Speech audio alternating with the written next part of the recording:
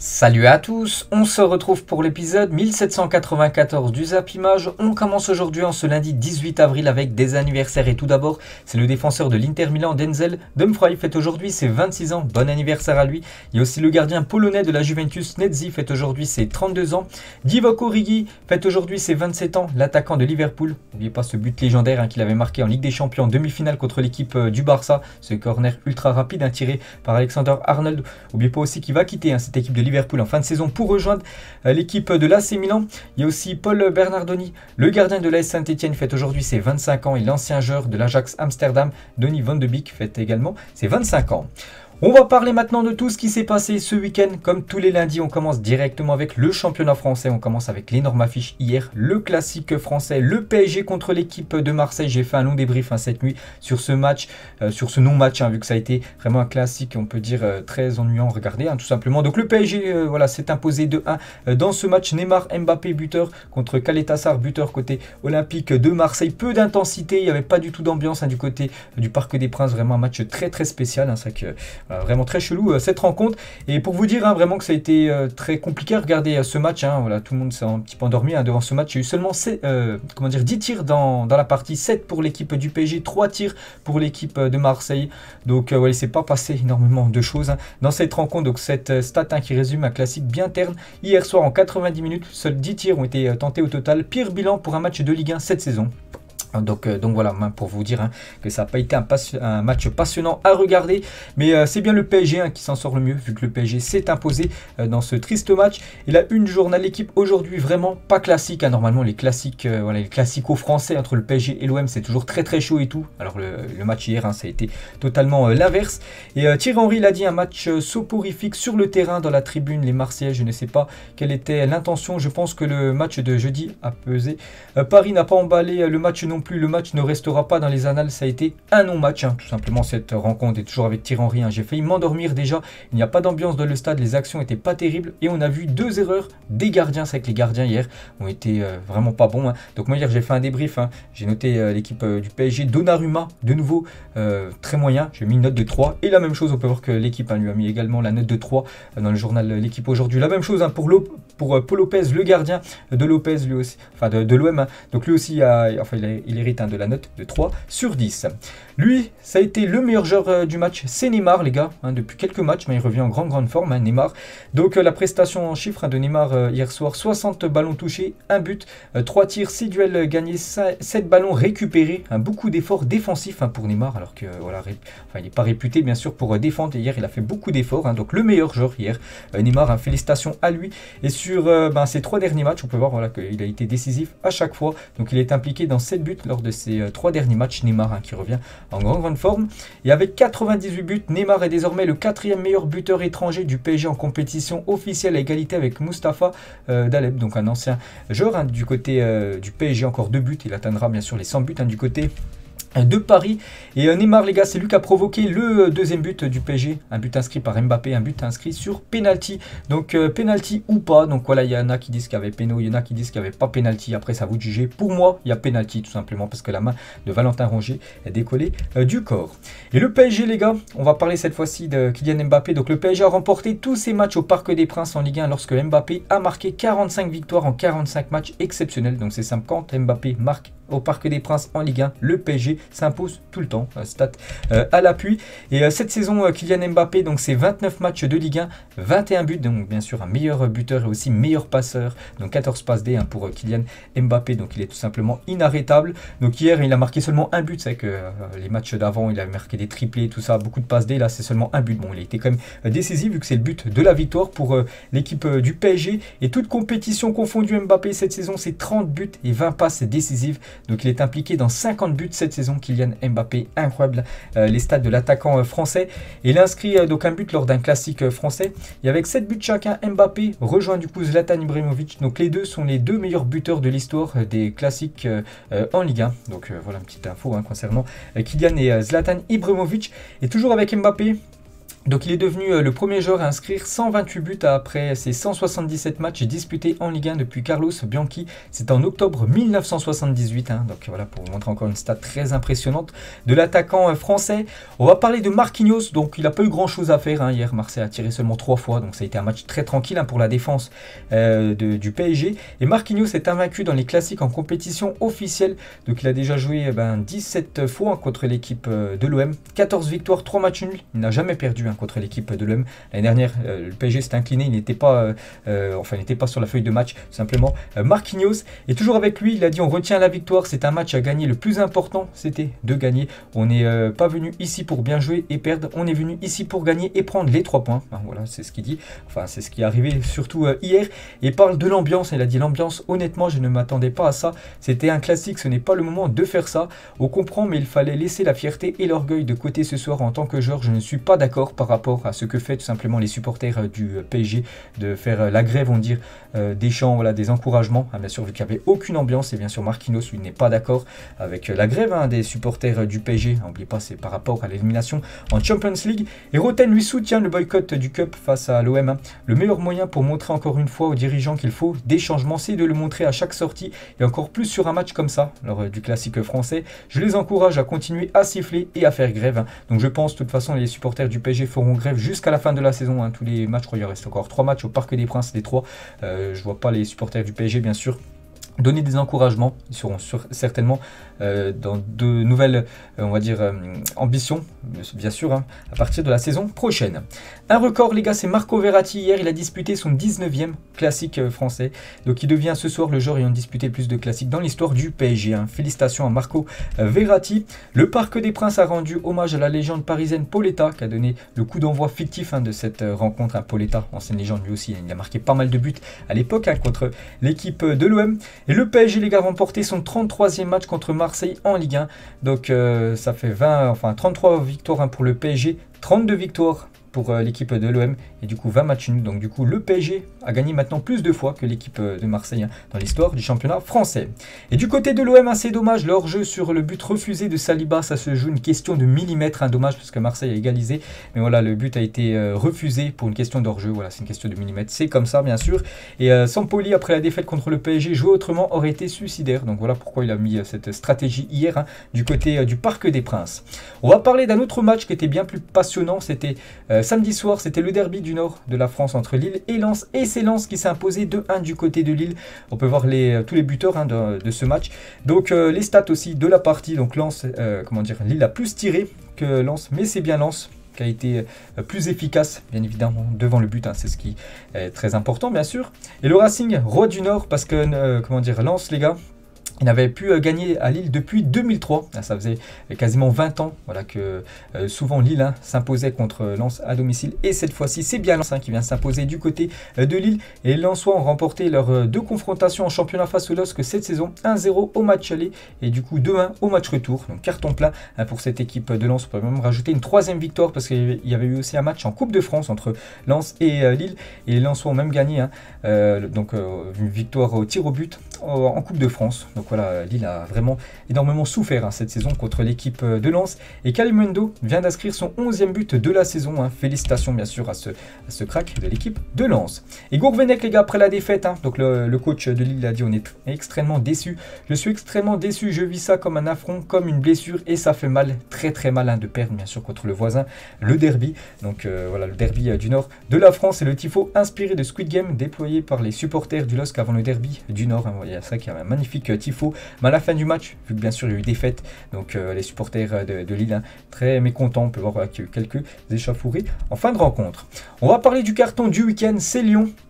Après sa piètre prestation jeudi soir contre West Ham, ils ont très très bien réagi en championnat. Contre Bordeaux, très mal classé. Bordeaux a perdu 6-1 du côté de Lyon. Regardez tous les buteurs côté Olympique Lyonnais. Donc vraiment une magnifique soirée pour l'OL. On peut voir les stats du match. Pourtant Bordeaux, c'est l'équipe qui a plus tiré dans ce match. Mais c'est bien, Lyon qui a été énormément efficace sur 9 tirs cadrés, 6 buts pour cette équipe de l'Olympique Lyonnais. Donc du baume au cœur, tout simplement, cette équipe de Lyon. Et Jean-Michel Aulas, après la victoire de Lyon contre Bordeaux, hein. Le foot est formidable, hein, voilà ce qu'il a dit en conférence de presse. Et Moussa Dembélé avec l'Olympique Lyonnais. Donc c'était son 100e match, hier avec l'équipe de Lyon.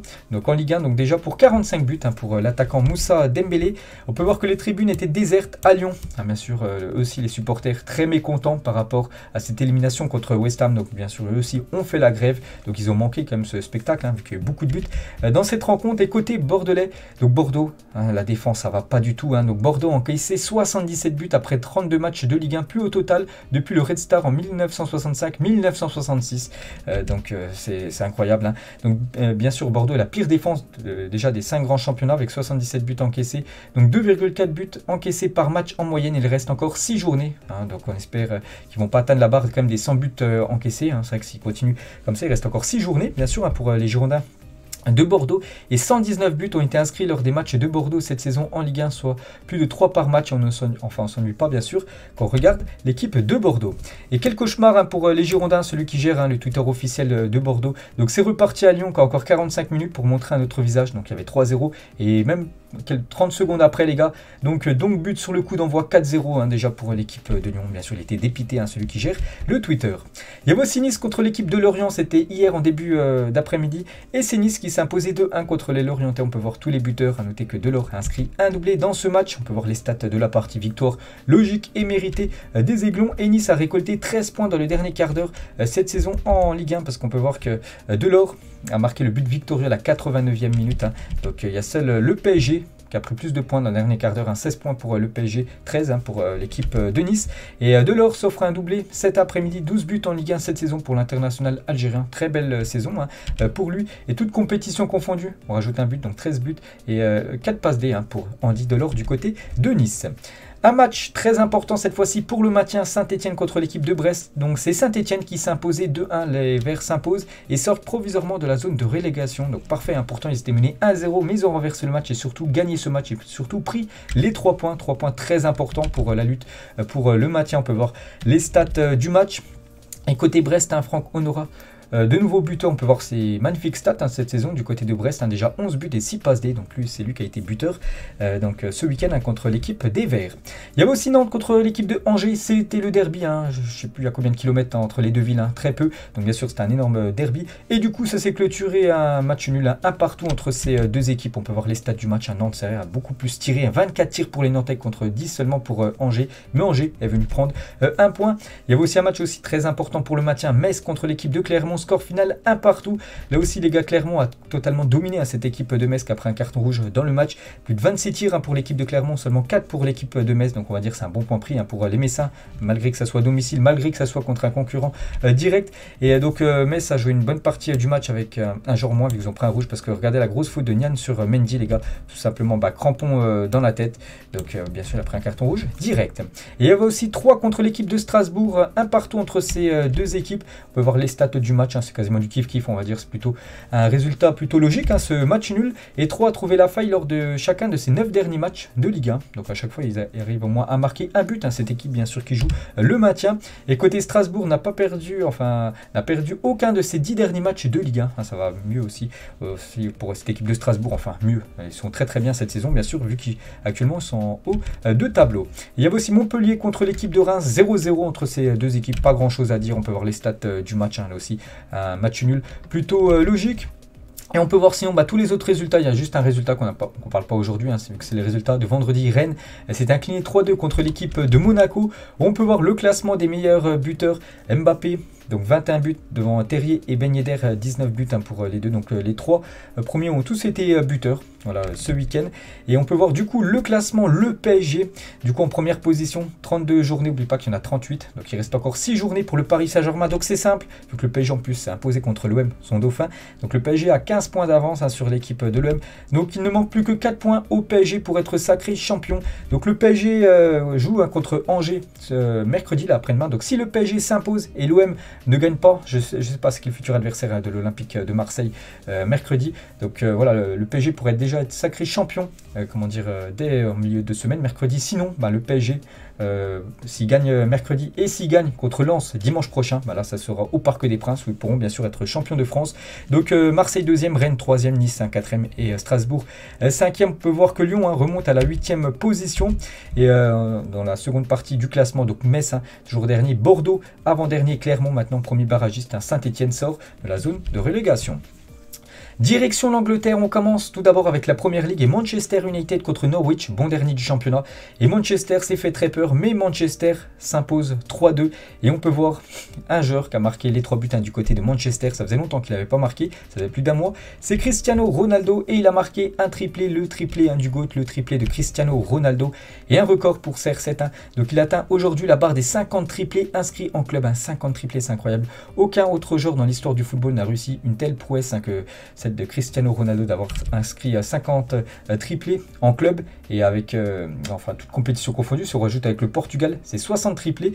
Donc 30 avant ses 30 ans et 30 depuis ses 30 ans pour Cristiano Ronaldo, incroyable. Donc on peut voir tous les triplés qu'il a inscrits, donc 44 du côté du Real Madrid, 3 avec l'équipe de la Juventus, 3 du coup avec l'équipe de Manchester, ce qui fait 50 plus les 10 en sélection, 60 triplés pour la carrière de Cristiano Ronaldo. On peut voir voilà tous les triplés, les dates à peu près. Donc par exemple son 40e triplé, c'était le 5 mars 2016, c'était contre l'équipe du Celta Vigo lors d'un match de Liga. Donc voilà, cette légende bien sûr, Cristiano Ronaldo est toujours avec lui, donc un nouveau record, CR7 est le seul joueur de l'histoire de la Première Ligue à être âgé d'au moins 36 ans et à inscrire au moins 15 buts sur une saison. C'est ça qui fait les gars encore une magnifique saison. Donc là c'est juste les stats en Première Ligue, 26 matchs de Première Ligue, 15 buts pour Cristiano Ronaldo et 3 passes décisives, incroyable.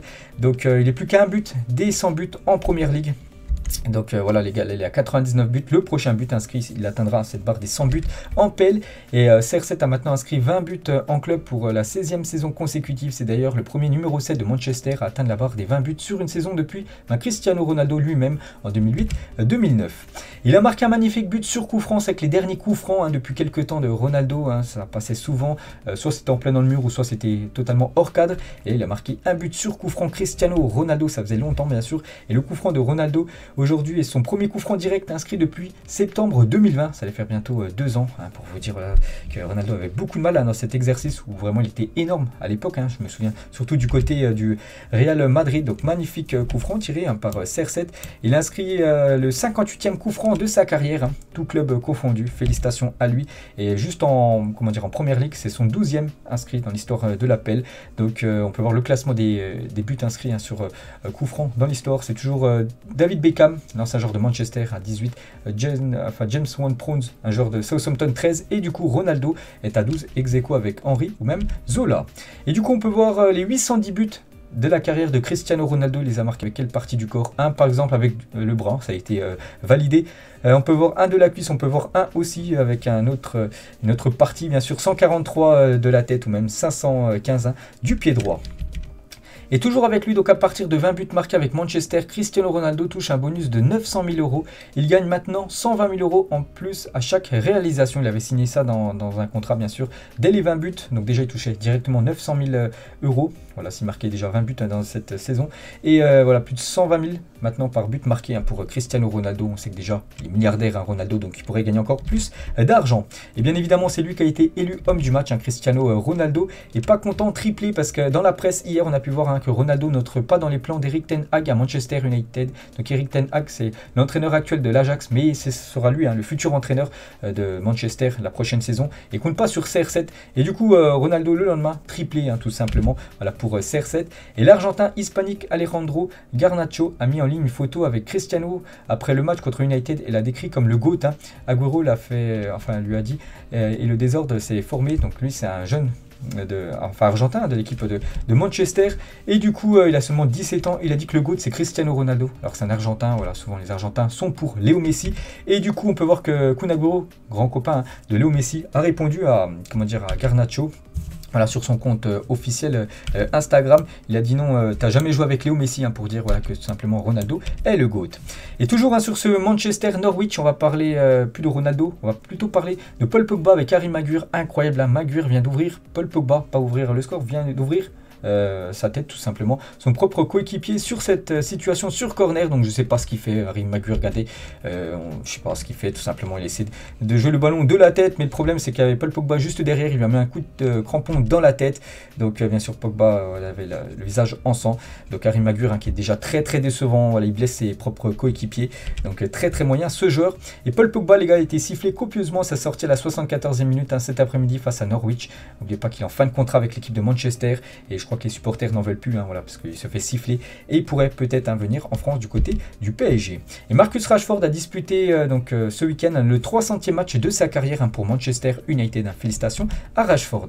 Il y a aussi Southampton contre Arsenal, victoire de Southampton 1-0, coup d'arrêt de nouveau pour l'équipe des Gunners. Ça va pas fort actuellement pour Arsenal, alors qu'Arsenal paraissait inarrêtable depuis sa qualification, enfin dans sa quête pour se qualifier en Ligue des Champions. Les Gunners viennent d'enchaîner 3 revers consécutifs, 3-0 contre Palace, 2-1 contre Brighton et là 1-0 contre Southampton. Attention à cette équipe de Arsenal et surtout les prochains matchs.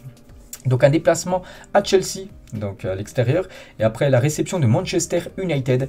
Donc là c'est encore du très lourd pour cette équipe de Arsenal et les prochains rendez-vous. Puis là ils ont perdu comme les 3 derniers matchs, pourtant contre des équipes très abordables. Il y avait aussi Tottenham les gars contre Brighton et gros coup revers on peut dire pour les Spurs qui se sont inclinés 1-0 contre l'équipe de Brighton. Donc Trossard le joueur belge, l'unique buteur du match à la 90e minute. Donc bien sûr c'est lui qui a été élu homme du match.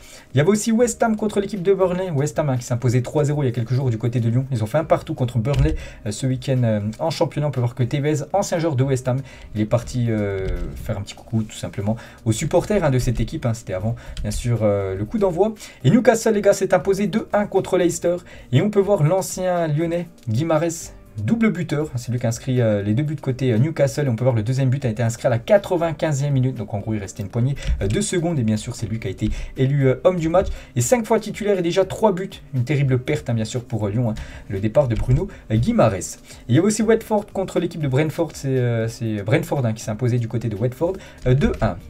On peut voir sinon tous les autres résultats en Première Ligue. Donc il y a 4 matchs qui n'ont pas eu lieu parce qu'il y avait de la Première Ligue, mais il y avait aussi de la FA Cup, il y avait les demi-finales, on va en parler rapidement. Donc tout d'abord voilà le classement bien sûr de ce championnat anglais, mais bon il y a plein d'équipes qui sont pas au même niveau. Par exemple Brentford a joué 33 matchs, par exemple Everton ou même Chelsea a joué 30 matchs, donc 3 de moins que par exemple Brentford. Donc il va falloir bien sûr que le calendrier se mette à jour. Et on va parler de la FA Cup, les 2 demi-finales. Tout d'abord la première demi-finale, l'énorme choc Manchester City contre Liverpool et c'est Liverpool qui se qualifie pour la finale. Donc Liverpool s'est imposé 3-2 contre Manchester City. On peut voir tous les buteurs du match. Et City a perdu quand même 3-0 à la mi-temps. Ce n'était plus arrivé depuis avril 2018 pour les hommes de Guardiola. C'était de nouveau face à Liverpool. Donc voilà. Et on va parler de Ederson. Avait joué avec le feu il y a quelques jours, dimanche dernier, en enlevant le ballon juste devant Diogo Jota. Donc comment dire, Stéphane, c'est lui qui a gardé les cages de City ce week-end. Donc il a pris un petit peu de temps. Et cette fois-ci, il a été puni vu que Sadio Mané les gars s'est jeté dans ses pieds et il y a eu but juste après. Donc c'est vrai qu'actuellement il y a beaucoup de boulettes de gardiens. Je pense à Donnarumma, je pense aussi à Dormendi qui avait pris son temps avec Karim Benzema de nouveau en Ligue des Champions. Et du coup cette fois-ci c'est voilà le gardien B, enfin le gardien bis on va dire de Manchester City qui s'est fait surprendre bien sûr. Sadio Mané a très bien suivi, bien joué à lui et on peut voir qu'il a été élu homme du match de cette demi-finale de FA Cup. Donc il a marqué ce but les gars et aussi un autre but, il a marqué le doublé Sadio Mané et double buteur seul Vardy et Cristiano Ronaldo, donc les deux à 9 ont marqué plus de buts que Sadio Mané, 7 face aux équipes entraînées par Pep Guardiola en compétition officielle. Félicitations aux Sénégalais. On va parler aussi du défenseur français Ibrahima Konaté, donc défenseur mais surtout buteur sur ces 3 derniers matchs. Donc déjà on peut voir sa célébration, les fans de SNK comprendront. Et de nouveau un but inscrit sur corner et surtout de la tête. Vraiment il est très impressionnant dans le jeu aérien. Match aller contre le Benfica, buteur. Match retour contre le Benfica, buteur. Et du coup là ce week-end contre City, buteur de nouveau de la tête. Ces 3 derniers matchs, 3 buts. Les 3 buts ont été inscrits sur corner et de la tête. Il faut saluer l'intelligence du recrutement de Liverpool. Konaté l'été dernier contre 40 millions d'euros et Luis Diaz en janvier contre 45 millions d'euros. Deux recrues qui montent sacrément en puissance du côté des Reds.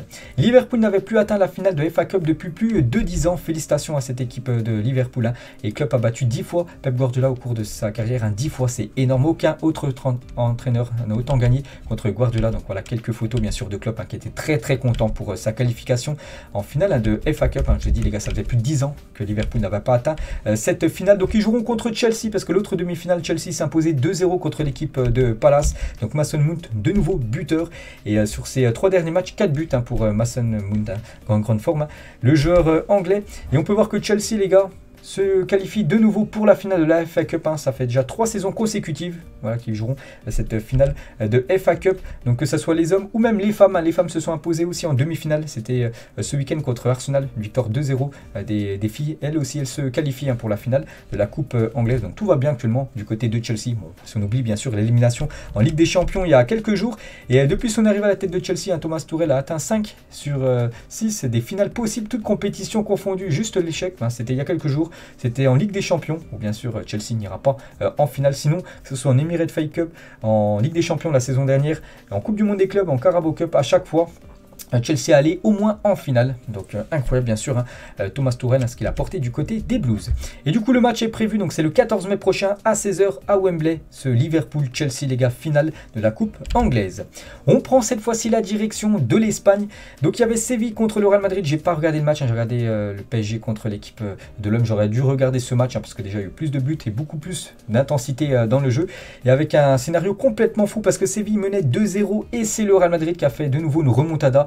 Et ils se sont imposés 3-2. Regardez tous les buteurs du match. Et Carlo Ancelotti à la fin du match, c'est une victoire très importante après une première mi-temps qui n'a pas été bonne.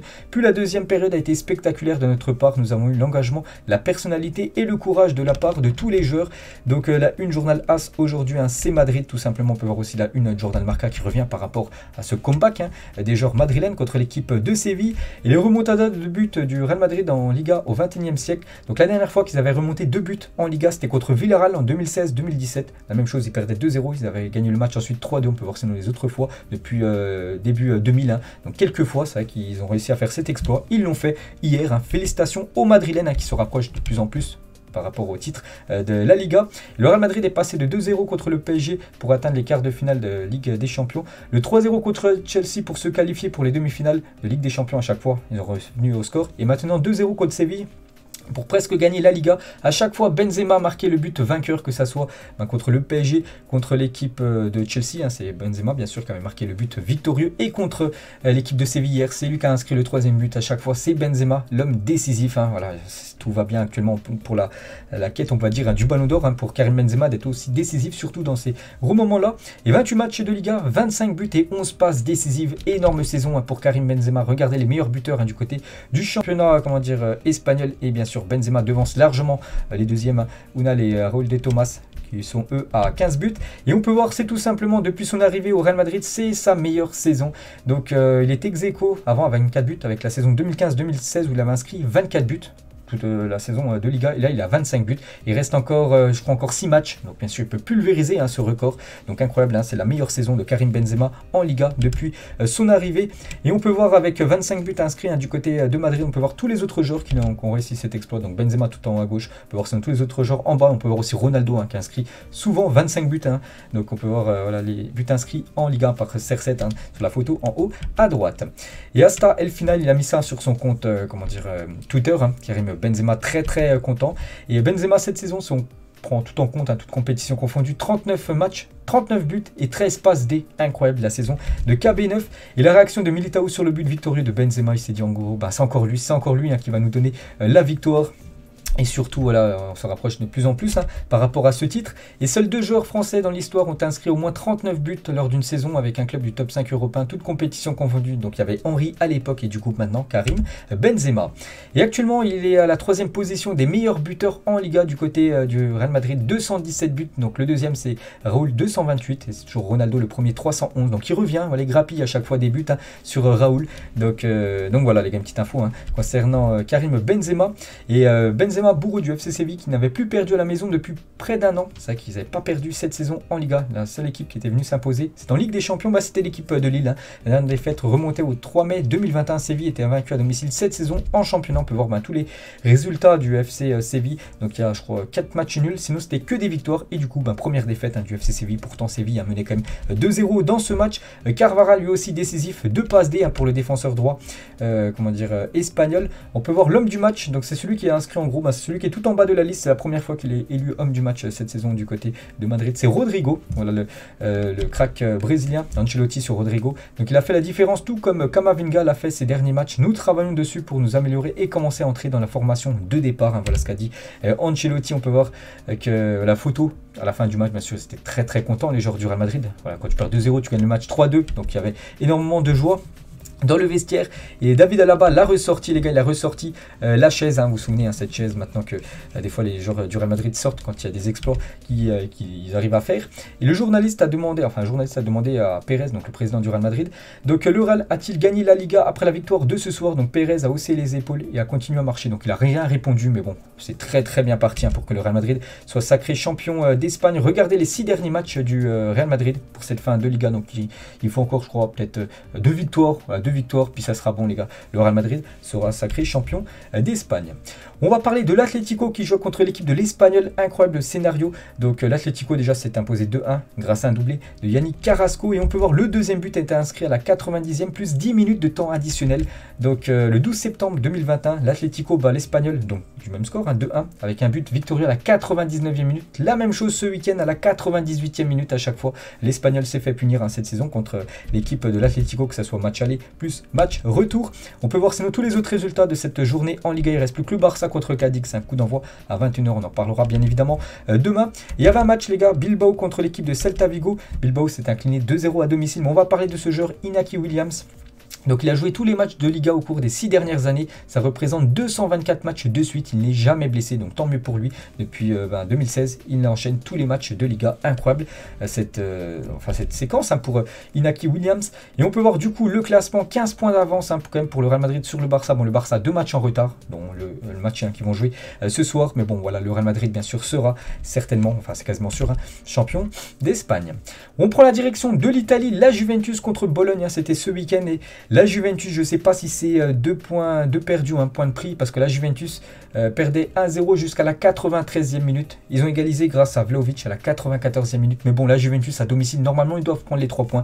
Donc on va dire que c'est comme un bon point prix, parce qu'ils ont égalisé dans les dernières secondes de la partie. Donc Vlahovic a inscrit son 23e but de la saison en championnat. C'est seulement un de moins que Immobile, actuellement le meilleur buteur. Donc il arrache le nul pour la Juventus pour la même occasion. Et toute compétition confondue, Vlahovic, c'est 27 buts pour cette saison, pour le crack serbe, énorme saison pour lui. Et la Juventus arbore son nouveau maillot ce soir, c'est son 4e maillot, donc top ou flop. Donc voilà, ils ont joué avec ce 4e maillot qu'ils ont inauguré ce week-end, cette équipe de la Juventus. Donc moi je trouve plutôt pas mal ce maillot. Bon, après chacun bien sûr a son point de vue.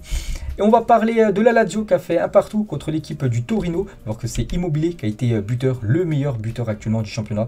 Il a égalisé à la 92e minute, l'attaquant italien. La Fiorentina s'est imposée 1-0 contre l'équipe de Venise.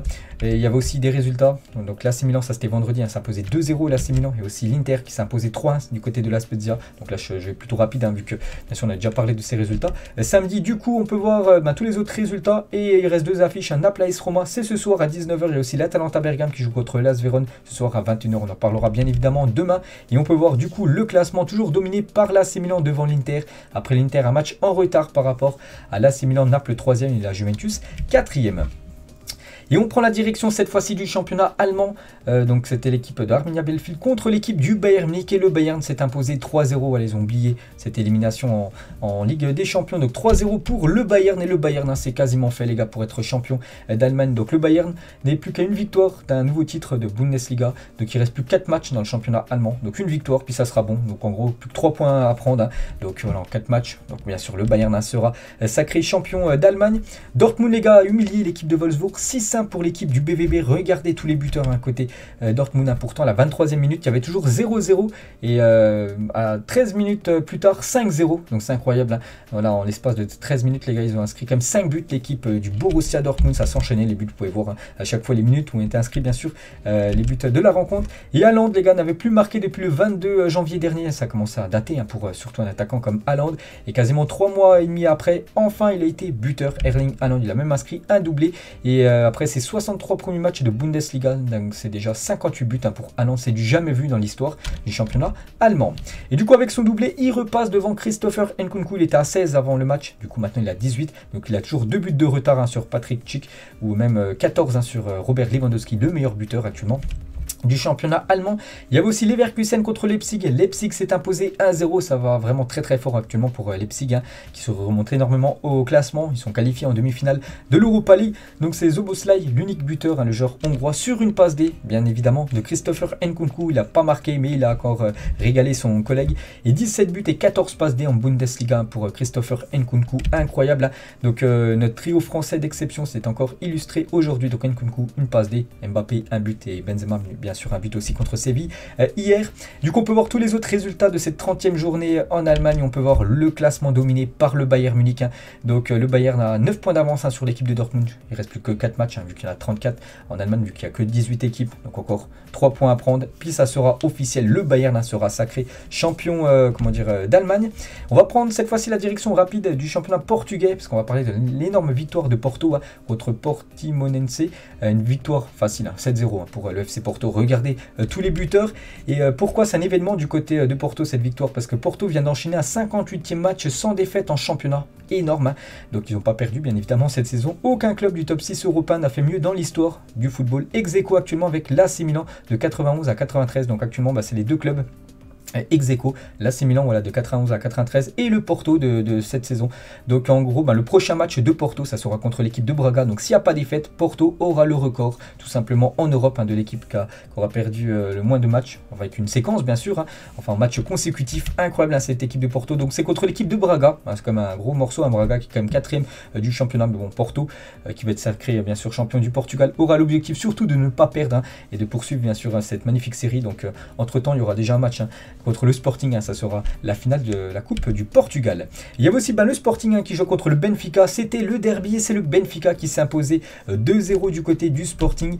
Et Nunez, les gars, de nouveau buteur, homme du match en plus. Hein. Donc il a marqué un but et il a délivré une passe décisive. Nunez, regardez les 5 derniers matchs de Darwin Nunez, l'attaquant uruguayen, je pense, hein, qui va quitter le club cet été. Hein. Je pense qu'il y aura des belles équipes qui vont s'intéresser à lui. Benfica pourra faire une énorme plus-value.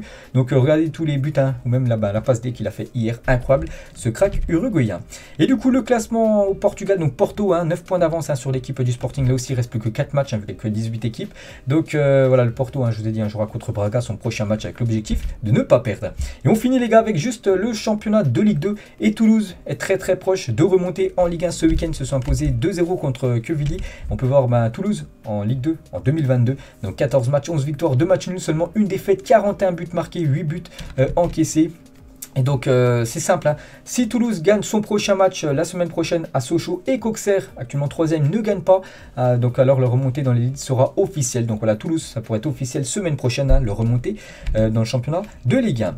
Et on finit les gars aujourd'hui, donc le projet de la Super League naissait officiellement il y a un an, jour pour jour. Vous êtes toujours contre ou pour un? Voilà, la Super League, hein, c'était il y a un an, jour pour jour, voilà, que tous les clubs s'étaient mis d'accord. Il y avait des communiqués officiels de tous les clubs, en gros voilà, qu'ils intégraient la Super League. Du coup, ça s'est pas fait, hein, cette Super League. Donc est-ce que vous êtes toujours pour ou contre hein, cette Super League? Donc voilà les gars, la fin de ce long épisode hein, comme tous les lundis, c'est comme ça les gars. J'espère que ça vous a plu. On se retrouve demain les gars bien sûr pour le prochain numéro. Ciao à tous.